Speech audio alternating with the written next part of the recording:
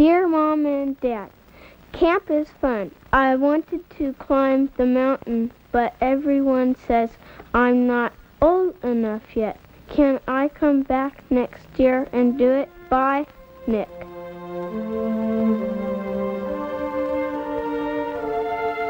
Mount St. Helens, a 9,677-foot sleeping volcano nestled in the wild abundance of the Gifford-Pinchot National Forest in southwest Washington.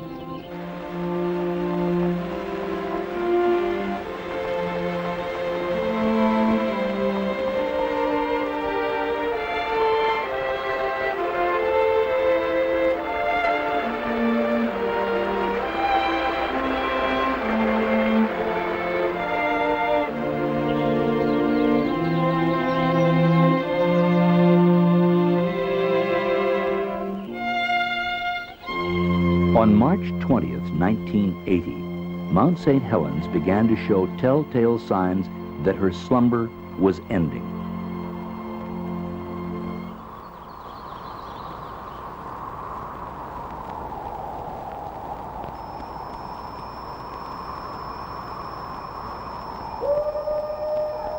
After the last great ice age had retreated northward, the Cascades were already well established, running from northern California through Oregon, Washington, and into Canada.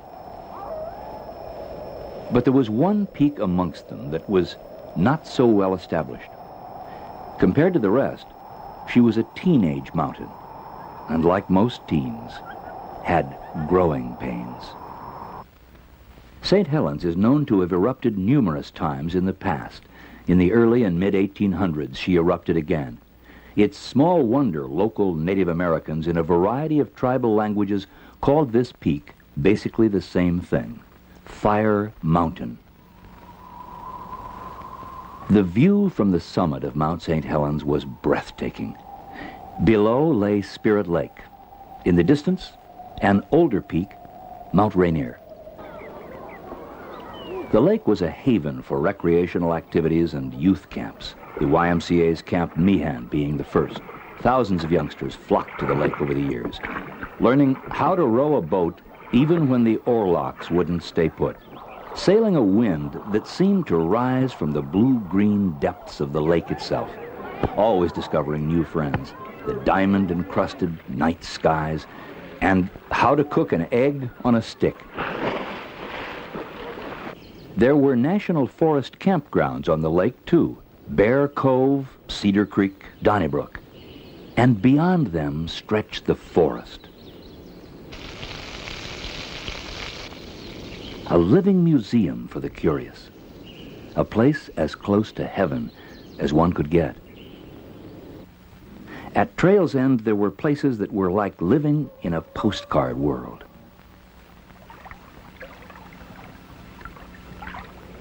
In the winter of 1979, changes were taking place deep beneath the mountain's serene exterior.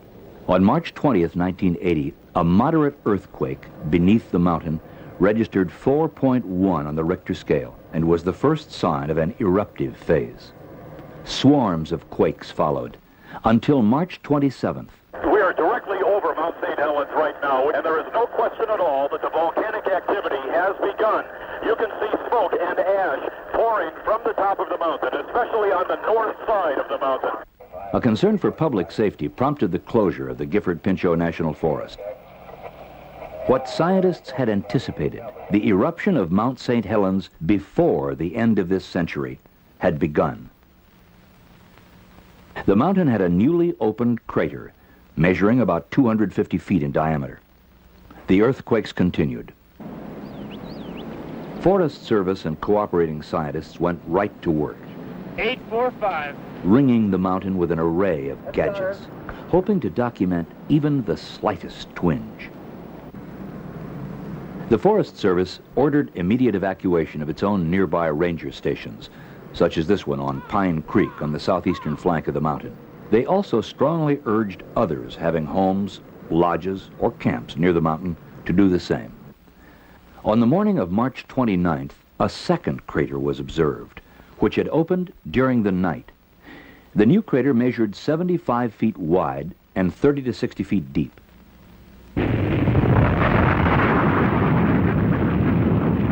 On March 31st, explosive eruptions continued, and the two craters merged.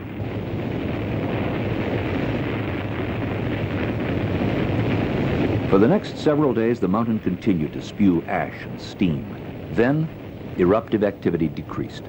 However, a bulge noticed earlier on the north-northeast flank of the mountain near Goat Rocks was found to be moving north-northwest at about 5 feet a day. Scientist David Johnston expressed the opinions of the U.S. Geological Survey. They would later prove incredibly accurate.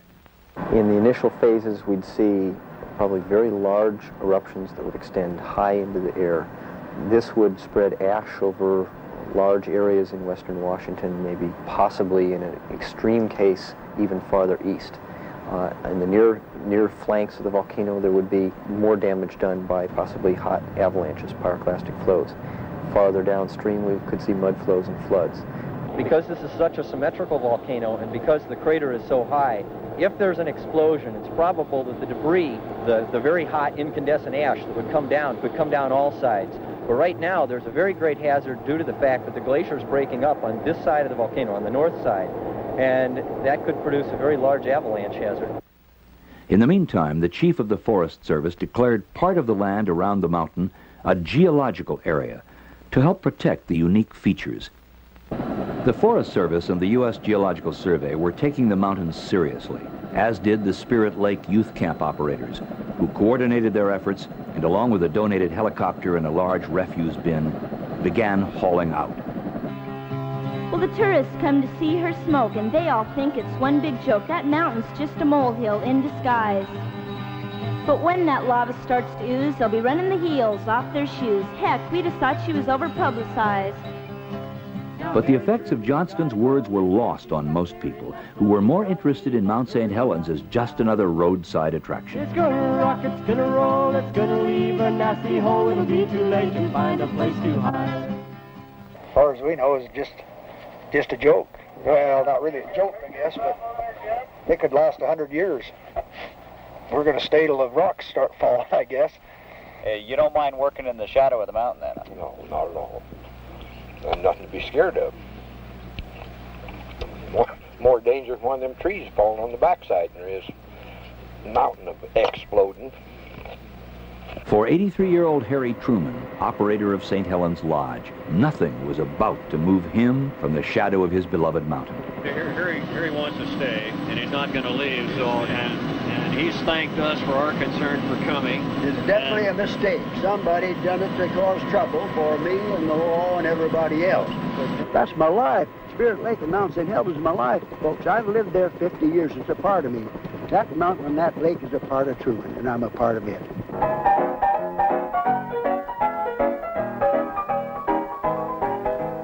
The pressure was building, but Harry wouldn't budge.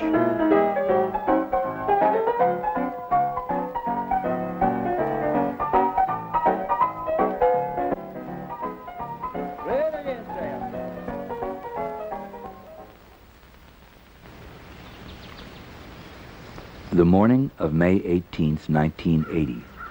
It was like any other Sunday morning for a Forest Service tree planting crew on the lower southern flank of the mountain, until 8:32 a.m.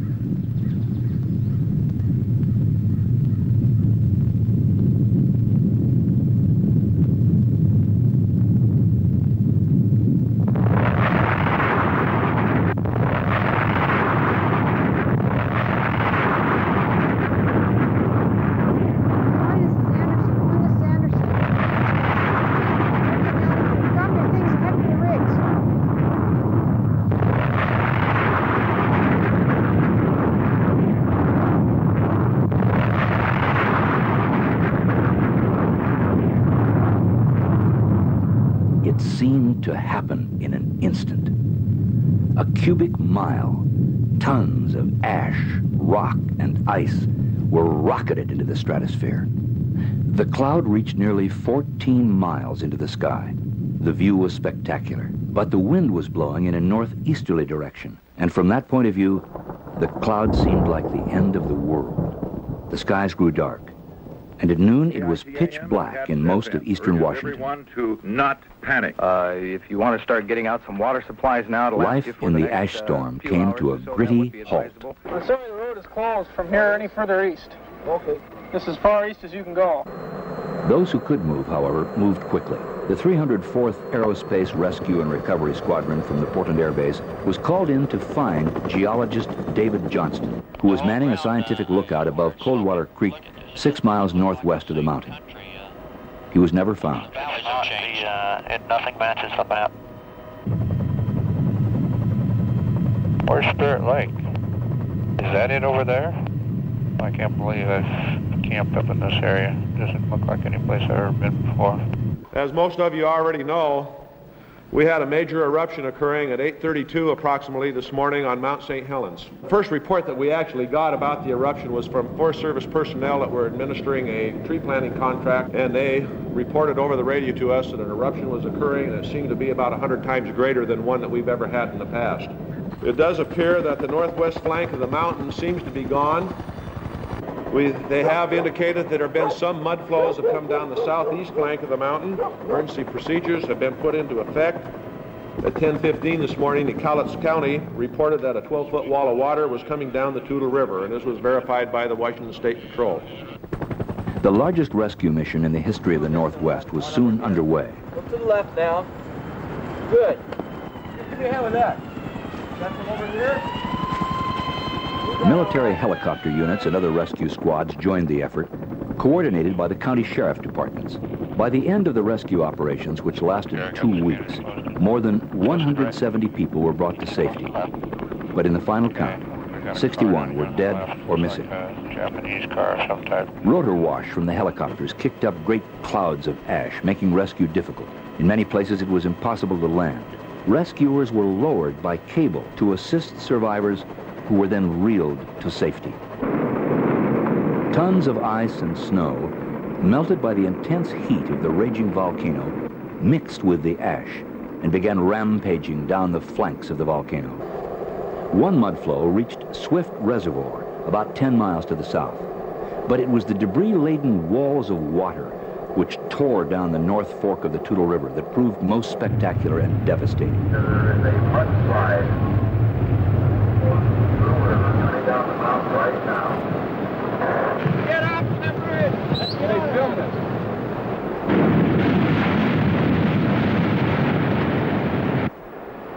After wiping out an entire logging camp, the deluge raged on. In a matter of hours, this river of destruction surged under the Toutle River Bridge on Interstate 5, closing the main arterial between Portland and Seattle. Entire forests and logs, hundreds of years old, roared past stunned onlookers. From the Toutle to the Cowlitz to the Columbia River, first attempts at clearing the debris became exercises in futility. For the first time in decades, the lower Columbia River was closed to freighter traffic. The raging torrent had left its mark.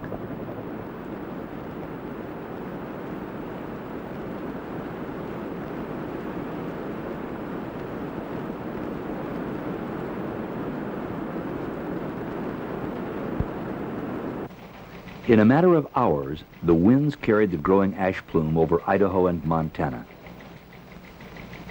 A month later, the plume had circled the entire Earth. In the wake of the plume, ash was everywhere.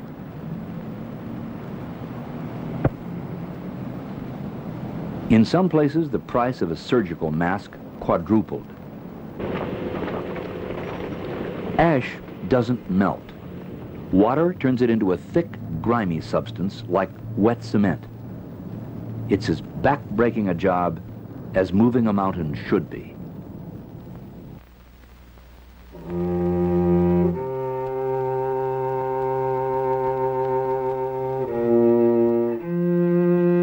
When the skies finally cleared, Gifford Pinchot National Forest personnel began the sad task of assessing the damage. acres upon acres of prime timber flattened. Bridges, roads, campgrounds, trails, all obliterated, buried, destroyed. Spirit Lake was a steaming quagmire of debris. The entire north flank of the mountain was gone, and that proved the key to understanding exactly what had occurred on the morning of May 18th. The initial event was a major earthquake. A devastating lateral explosion followed, destroying nearly every living thing in its path, including Harry Truman. The initial force of the eruption had been across the land instead of blasting skyward. Now, the mountain, which lost most of its summit, is topped by a gaping horseshoe-shaped crater nearly 2 miles long and 1 mile wide.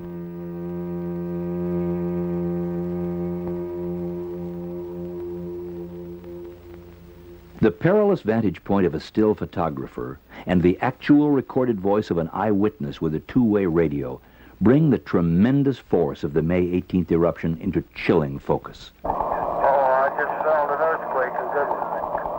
Now we've got an eruption down here. Now we got a big slide coming off. The slide is coming off of the west slope. Now we got a whole great big eruption out of the crater.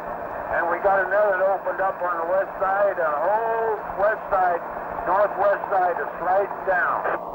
Oh, wait, we got it, boy. The whole northwest section and north section blown up, crying and coming up over the ridge towards me. I'm going to back out of here. Photographer Gary Rosenquist barely escaped. Radio operator Jerry Martin did not.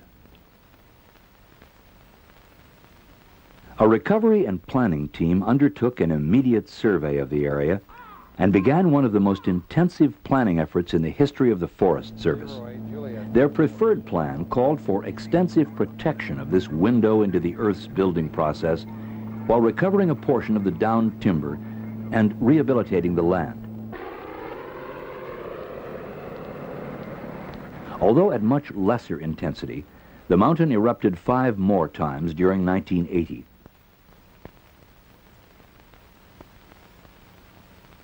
This eruption, on July 22nd, was photographed on time-lapse by amateur photographer Jerry Whitaker of Woodland, Washington.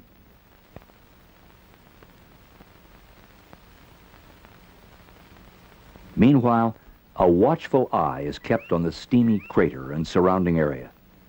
Some say the mountain shows signs of going back to sleep. Others say that's not likely, yet. But the fact is, no one knows for sure, and so the vigil continues.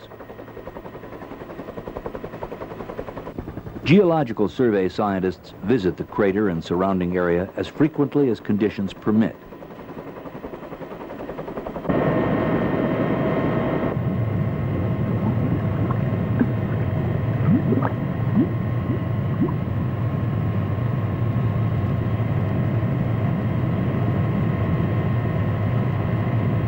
Rock samples are collected. Distances between established points are measured electronically to detect any swelling or deflation of the volcano.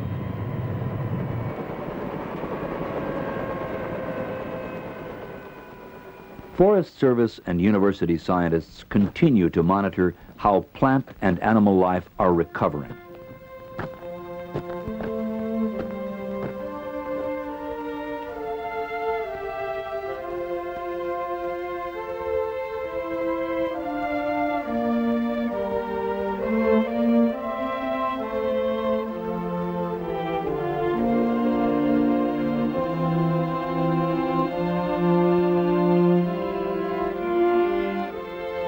Volcanoes are secretive and unpredictable things.